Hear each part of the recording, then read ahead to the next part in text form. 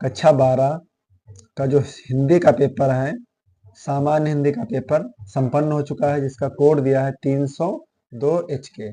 ठीक है, तो इसके जो सोल्यूशन है बहुविकल्पीय प्रश्न हम आप लोगों को बिल्कुल अच्छी तरीके से हल करके बताएंगे, और आप लोगों को कमेंट में बताना है कि आप लोगों ने कितने क्वेश्चन सही किए हैं, कितने क्वेश्चन गलत किए हैं। ठीक है, दोनों तरीके से आप लोग कमेंट बॉक्स में बताइएगा, और वीडियो को अंत तक जरूर देखें ताकि आपको बिल्कुल अच्छी तरीके से सोल्यूशन मिल सके। ठीक है, तो पहला क्वेश्चन क्या कह रहा है हमारा, ध्यान से देखिएगा। अंधेर नगरी किस विधा की रचना है? ऑप्शन आपके दिए हैं उपन्यास, नाटक, कहानी, यात्रा वृत्त। इसका जो सही आंसर होगा मेरे भाई वो क्या होगा, नाटक, बिल्कुल सही आंसर होगा।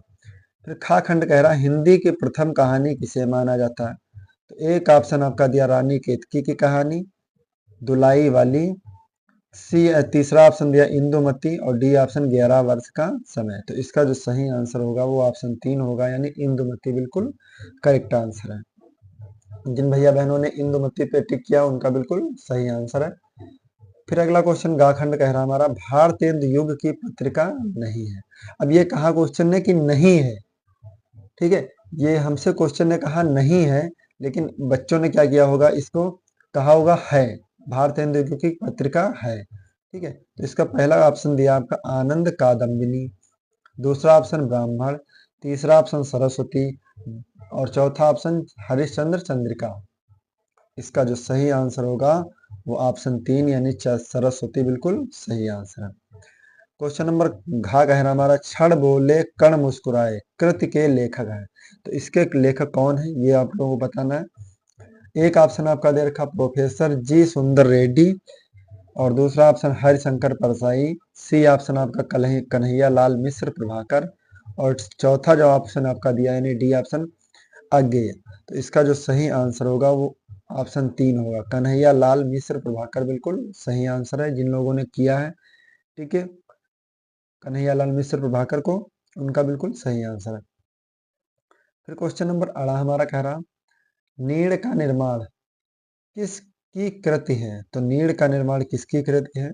एक ऑप्शन मुंशी प्रेमचंद्र की, दूसरा ऑप्शन बालकृष्ण भट्ट की, तीसरा ऑप्शन हरिवंश राय बच्चन की, और चौथा ऑप्शन जो आपका दिया प्रताप नारायण मिश्र की। तो इसका जो सही आंसर होगा वो हरिवंश राय बच्चन की बिल्कुल सही आंसर। ठीक है, हरिवंश राय बच्चन की ये नीड़ का निर्माण फिर कृति है।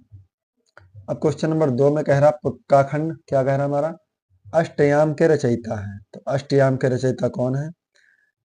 ऑप्शन दिया आपके गोकुल दास, विठल दास नाथ, नाभा दास, वल्लभाचार्य। तो इसका जो सही आंसर होगा वो नाभाचार्य बिल्कुल करेक्ट आंसर है। खा खंड कह रहा रस कलश किस कृति के रचयिता है?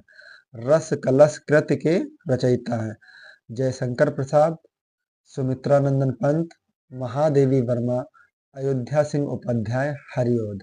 तो इसका जो सही आंसर होगा मेरे भाई वो ऑप्शन 4 होगा, यानी अयोध्या सिंह उपाध्याय हरिओध बिल्कुल करेक्ट आंसर है। जिन लोगों ने किया है इसका बिल्कुल सही आंसर। फिर देखिए क्वेश्चन नंबर गा क्या कहना हमारा, नीरजा रचना है। तो नीरजा किसकी रचना है? ऑप्शन दिए आपके भारतेंदु हरिश्चंद्र की, मैथिली शरण गुप्त की, महादेवी वर्मा की, जयशंकर प्रसाद की। इसका जो सही आंसर है वो ऑप्शन 3 महादेवी वर्मा की बिल्कुल करेक्ट आंसर। फिर क्वेश्चन नंबर घा कह रहा हमारा साहित्य लहरी के रचयिता है।